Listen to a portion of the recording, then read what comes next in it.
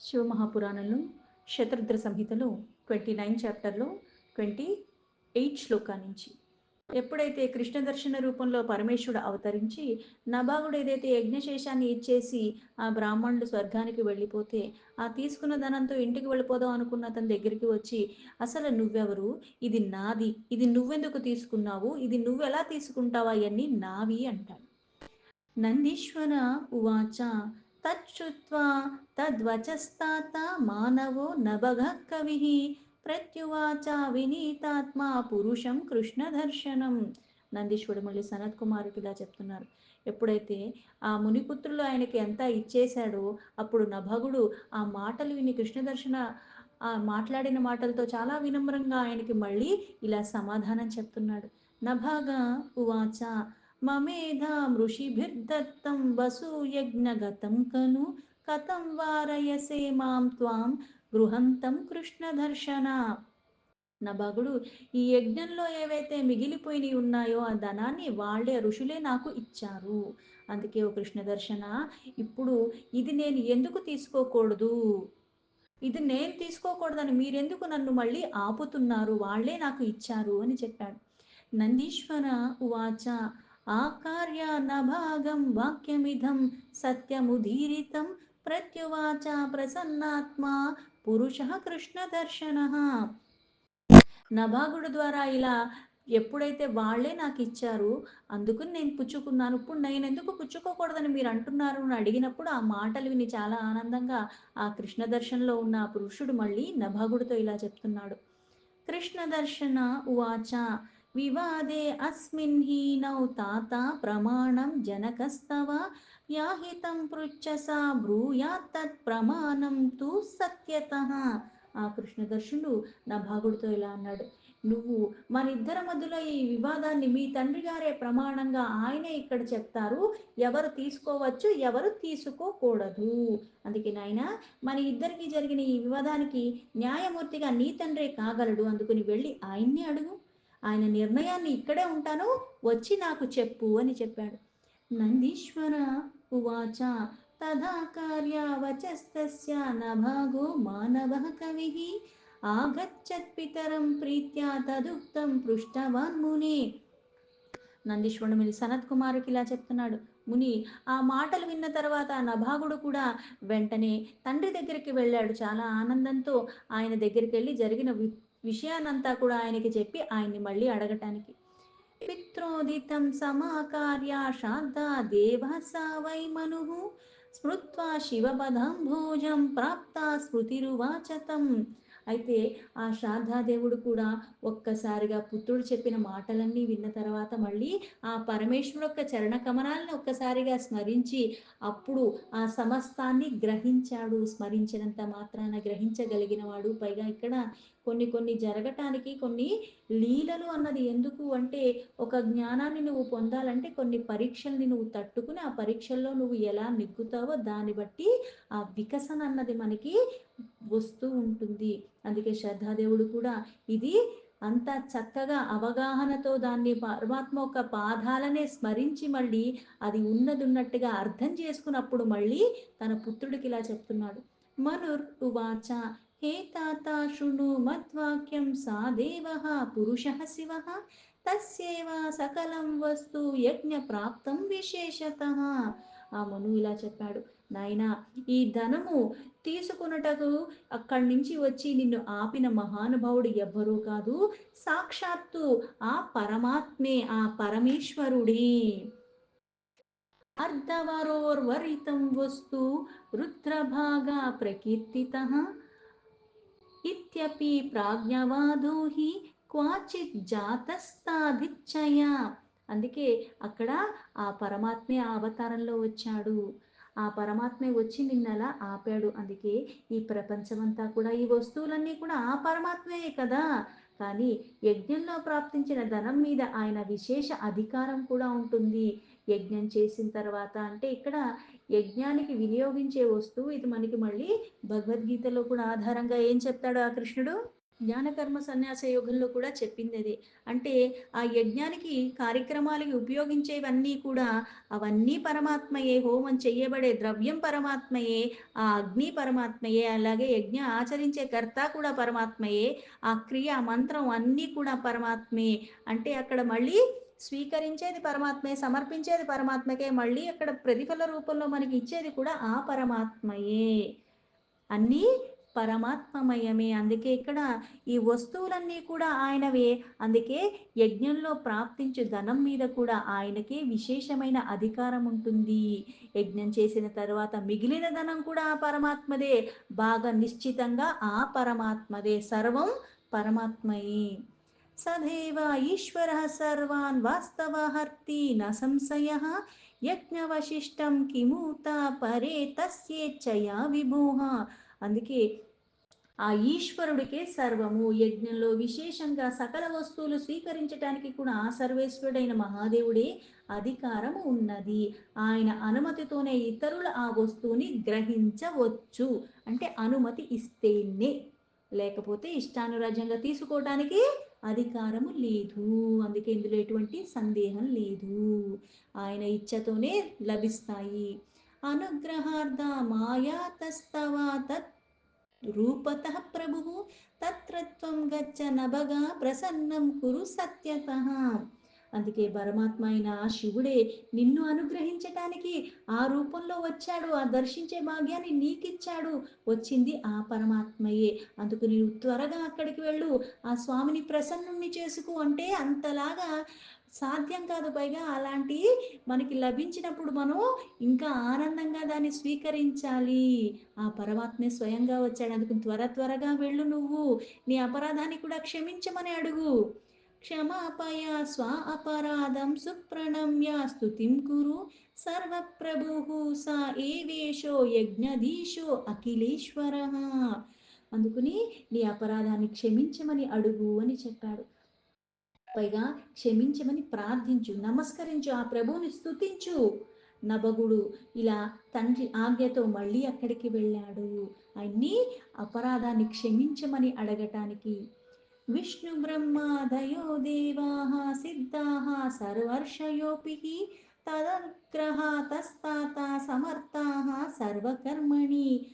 किं बहुक्तायात्मजश्रेष्ठा गच्छा तत्राशु माचिरं ప్రసాదయ మహాదేవం సర్వతా సకలేశ్వరం.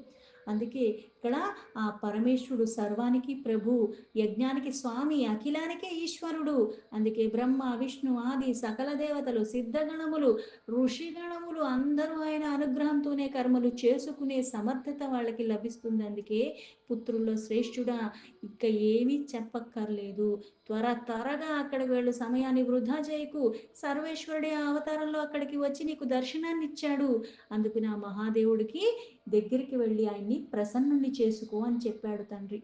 నందీశ్వర ఉవాచ ఇత్యుక్త్వా సా మనుః శ్రాద్ధా దేవశ్చ తనయం ధృతం ప్రేషయామాస నికటం శంభోః సోపి సంయేత్యతం. నందీశ్వరుడు మళ్ళీ సనత్ కుమారుడికి ఇలా చెప్తున్నారు. శ్రద్ధాదేవుడు ఎప్పుడైతే తన పుత్రుడికి త్వరగా వెళ్ళమని, అది పరమాత్మ ఒక అవతారం అని చెప్పి ఆయన దగ్గరికి పంపించేశాడు. అయితే మహాబుద్ధిమంతుడైన నభగుడు కూడా ఆ పరమేశ్వరుడి దగ్గరికి చాలా త్వరగా వెళ్ళిపోయి ఆయనకి చేతులు జోడించి నమస్కరించాడు. నభగశ్చ ప్రణమ్యాశు సజ్జలిర్నతమస్తకః ప్రోవాచ సుప్రసన్నాత్మ వినయేవ మహామతి. వెళ్ళి చాలా వినయంగా పరమాత్మకి నమస్కరించటమే కాకుండా శిరస్సు వంచి కూడా మనసా వాచ కర్మణ చాలా ఆనందంగా వినయపూర్వకంగా ఆ పరమాత్మతో ఇలా అంటున్నాడు.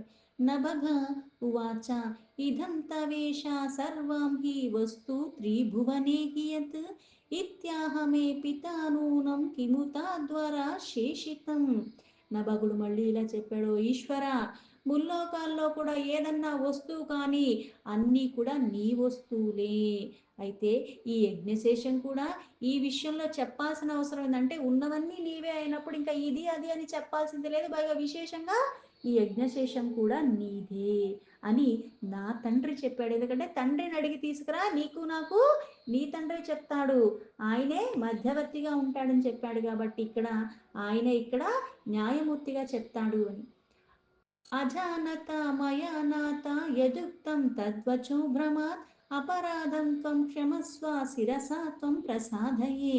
ఓ నాథ, నేను అజ్ఞానవశమున ఇలా భ్రమకి లోబడిపోయి అట్లాంటి మాటలు మాట్లాడాను, నా యొక్క అపరాధాన్ని మీరు క్షమించండి అని ఆ శిరస్సు వంచి మళ్ళీ నా పట్ల మీరు ప్రసన్నులు కండి అని ఆయన అడుగున్నాడు.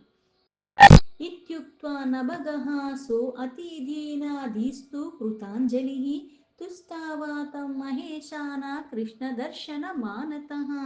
ఇలా చెప్పి నభగుడు అత్యంత దీనంగా అక్కడ పరమాత్మకి చేతులు జోడించి వినయపూర్వకంగా ఆ కృష్ణ దర్శనంలో ఉన్న మహేశ్వరుడిని స్తుతించటం మొదలుపెట్టాడు. శ్రాద్ధా దేవోపి శుద్ధాత్మ నతకః సజ్జలిః సుధిః తుస్తావాతం ప్రభుం నత్వా స్వ అపరాధం క్షమాపయన్. ఓ శుద్ధాత్మ, ఆ మహాబుద్ధిమంతుడా, పైగా శ్రద్ధాదేవి కూడా తన అపరాధాల్ని ఆయాచన చేసుకుంటూ వినమ్రతో ఉన్నాడు. ఆయన కూడా నీకు చేతులు జోడించి ఉన్నాడు. ఆ పరమేశ్వరుడికే నమస్కారం చేస్తూ ఆయనకి మళ్ళీ ఇలా స్తుతి చేస్తున్నాడు. ఏతస్మిన్నంతరే తత్ర విష్ణుర్బ్రహ్మాదయః సురాः వాసవాద్యాः సమాజగ్ముః సిద్ధాశ్చ మునయోపిః. ఇదే సమయంలో మళ్ళీ అక్కడ బ్రహ్మ విష్ణు ఇంద్ర ఆది సకల దేవతలు సిద్ధులు ఆ మునిగణములందరూ కూడా అక్కడికి వచ్చేశారు. అంటే అందరూ అక్కడికి వచ్చేసారంటే అక్కడ మళ్ళీ ఒక ఉత్సవం, అది కూడా మహా ఉత్సవంలా జరుగుతుంది. మహోత్సవం ప్రకుర్వంతః సుకృతాంజలయోగినాః తుష్టుర్వన్నతకా భక్త్యా సుప్రణమ్య పృథక్ పృథక్.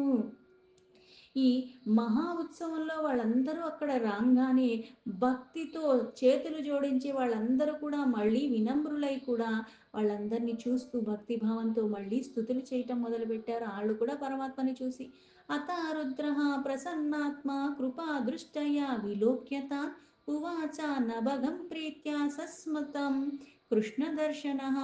ఆ కృష్ణ దర్శన రూపంలో ఉన్న పరమేశ్వరుడు సదాశివుడు ఆ దేవతలు మునులు వాళ్ళందరికీ కూడా కృపాదృష్టిని ప్రసరింపచేసి వాళ్ళు చూస్తూ ఉండగానే నవ్వుతూ ప్రేమపూర్వకంగా అప్పుడు మళ్ళీ నభగుడితో ఇలా మాట్లాడాడు. కృష్ణ దర్శన ఉవాచ యత్తే పిత వదద్ధర్మ్య వాక్యం తత్తు తతేవహి త్వాపి సత్యముక్తం తతః సాధుస్త్వం నాత్ర సంశయ. ఆ కృష్ణదర్శుడు మళ్ళీ నభగుడితో ఇలా అంటున్నాడు. మీ తండ్రి ఏదైతే ధర్మయుక్తమైన మాటలు చెప్పాడో అట్లా చెప్పిన తర్వాత కూడా నువ్వు మళ్ళీ అది కూడా మళ్ళీ అంటే ఇప్పుడు కొంతమంది కొన్ని చెప్తారు, విన్నది విన్నట్టుగా మనం వెళ్ళి మళ్ళీ పక్కకి చెప్తామా అంటే లేదే. తండ్రి సత్యమే చెప్పాడు, నువ్వు కూడా ఆ సత్యమే చెప్పావు, ధర్మయుక్తమైన మాటలు.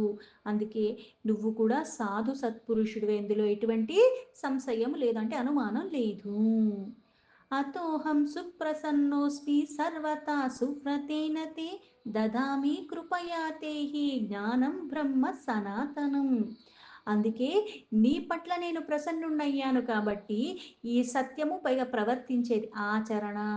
అందుకే సత్య ప్రవర్తన, సద్బుద్ధి, ధర్మయుక్తంగా ఎప్పుడైతే ఆచరణ ఉంటుందో అది ఎప్పుడు సర్వదా ప్రసన్నుణ్ణే అవుతాను నేను.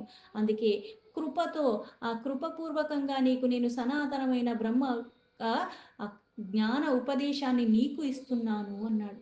మహాజ్ఞాని భవత్వం హి స విప్రో నభగద్రుతం గృహానా విస్వి వధం సర్వం మద్ధత్ కృపయాధునా. అందుకే నభగా యజ్ఞకర్త అంటే బ్రాహ్మణుల సహితంగా, ఈ బ్రాహ్మణుల సహితంగా ఏదైతే త్వరగా మహాజ్ఞాని అంటే కొన్ని కొన్ని సాధనలు చేసి కొన్ని సంవత్సరాలు చేస్తే గాని కొన్ని సిద్ధులు మనకి లభించవు. అయితే ఇక్కడ కొన్ని కొన్ని క్రతువులు చేసిన తర్వాత మనకి మళ్ళీ ఏమవుతుంది అంటే కొన్ని మళ్ళీ ఇంకా ఇంకా సిద్ధిని ఇంకా చక్కగా పొందటానికి మళ్ళీ స్థిరత్వం దృఢత్వం వస్తూ ఉంటాయి. ఇక్కడ కృపతో సనాతనమైన బ్రహ్మతత్వ జ్ఞానాన్ని ప్రసాదిస్తానని చెప్పాడు. అయితే ఇప్పుడు అది నువ్వు స్వీకరించటానికి సిద్ధంగా ఉండు. ఏదైతే మహాజ్ఞానము అంటే అన్నిటికన్నా ఉత్తమమైనది, నువ్వు ఆ జ్ఞానాన్ని పొందితే త్వరగా ఏమవుతావు అంటే మహాజ్ఞాని అవుతావు. అయితే నా ద్వారా ఏదైతే ఈ జ్ఞానం నీకు ప్రసాదింపబడుతుందో ఇది సమస్త సామగ్రి నువ్వు కృపతో గ్రహించగలవు. అంటే ఈ యజ్ఞానికి మిగిలిన వస్తువుని తీసుకెళ్ళటం కాదు, నువ్వు ఎప్పుడైతే ధర్మాన్ని తప్పకుండా ఆ ధర్మాన్ని ఆచరిస్తూ ఉన్న కారణంగా నువ్వు ఊహించని రీతిగా నీకు మళ్ళీ ఆ అనుగ్రహం వస్తుంది. ఎలా అయితే జ్ఞానాన్ని ఇవ్వటానికి వచ్చాడు. ఎందుకంటే ఆ అన్నతమ్ములందరూ పనిచేసుకున్నారు. ఇవ్వకపోతే వాళ్ళతో కూడా ఏమి వైరం పెట్టుకోలేదు. తండ్రినొచ్చి కూడా ఏమి వైరం పెట్టుకోకుండా చాలా అమాయకంగానే అడిగాడు. బుద్ధిమంతుడు బుద్ధి అన్నది ఎప్పుడూ పనిచేయాలి. అంతేగాని నాకు అనుకూలంగా ఉన్నప్పుడు ఒకలాగా, పరిస్థితులు కాస్త తారుమారైతే ఇంకోలాగా చేసే నేను బుద్ధిమంతుడిని. నువ్వు చేశావు కాబట్టి నేను చేశా అంటే వాళ్ళు చేశారు. వాళ్ళకి బుద్ధి లేదు. మన బుద్ధి ఏమైంది? చేశారు కాబట్టి అన్నానని కూడా మనం అనుకుంటూ ఉంటాం. కాకపోతే చేసినా, చెయ్యకపోయినా అనవలసిన అవసరం లేదు. ఎందుకంటే చూసేవాడు ఒక్కడున్నాడు.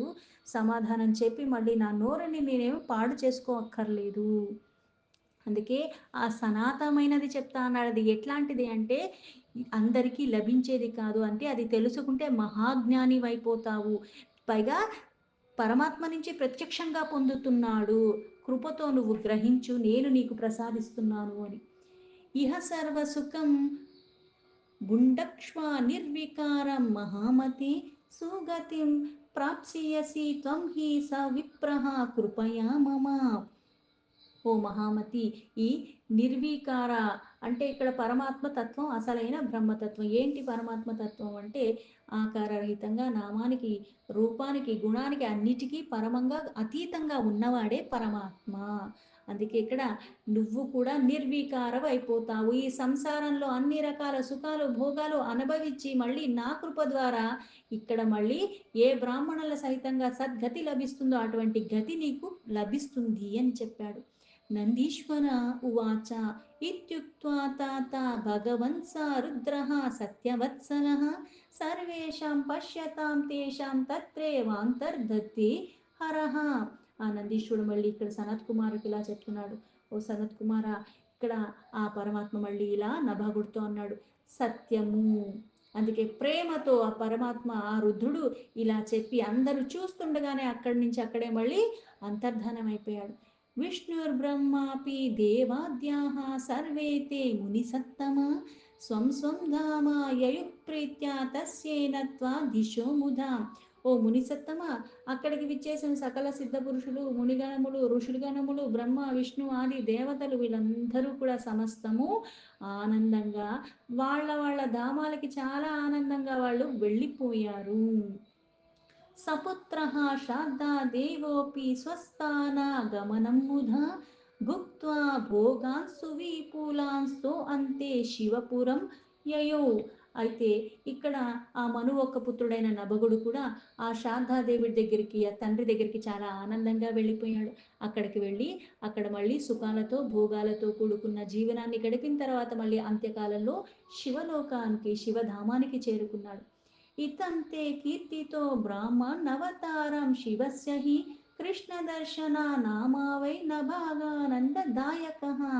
ఓ ముని, ఈ ప్రకారంగా నభాగుడు కూడా ఆనందాన్ని ఇచ్చే ఆ కృష్ణ దర్శనామ అవతారాన్ని దర్శించుకున్నాడు. ఆ వర్ణన నీకు కూడా నేను వినిపించాను అని చెప్పాడు. ఇదమాఖ్యానమనఘం భుక్తి ముక్తి ప్రదంసతాం పఠతాం శృణ్వతాం వాపి సర్వకామ ఫలప్రదం.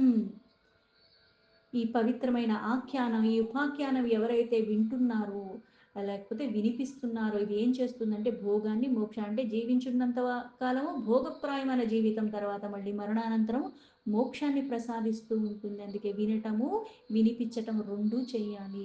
ఇది సమస్త కోరికల్ని కూడా నెరవేరుస్తుంది. या एतच्चरितं प्रातः सायं च स्मरते सुधिः కవిర్భవతి మంత్రజ్ఞో గతిమంతే లభిత్పరాం. బుద్ధిమంతుడైన వాడు ఇది ప్రాతకాలంలో లేకపోతే సాయంకాలంలో కూడా ఈ చరిత్రను స్మరణ చేసినంత మాత్రం చేత కూడా అంటే మంత్రవేత్త అయిపోతాడు. అంటే నీకు సకల విద్యలు అభ్యసిస్తాయి. అంటే చదివిన వారికి, విన్నవారికి మనోరథాలు నెరవేరిపోతాయి. పైగా ఇది బుద్ధిమంతుడు స్మరించినంత మాత్రం చేత కూడా మంత్రవేత్త అంటే అంతలాగా నీకు విద్య అన్నది వస్తుంది, జ్ఞానం వస్తుంది. అందుకే చివరిన మరణానంతరం మళ్ళీ పరమగతి ప్రాప్తి కూడా లభిస్తుంది అని చెప్పారు. దీంతో శివమహాపురాణంలో శతరుద్ర సంహితలో 29 చాప్టర్ సంపూర్ణం.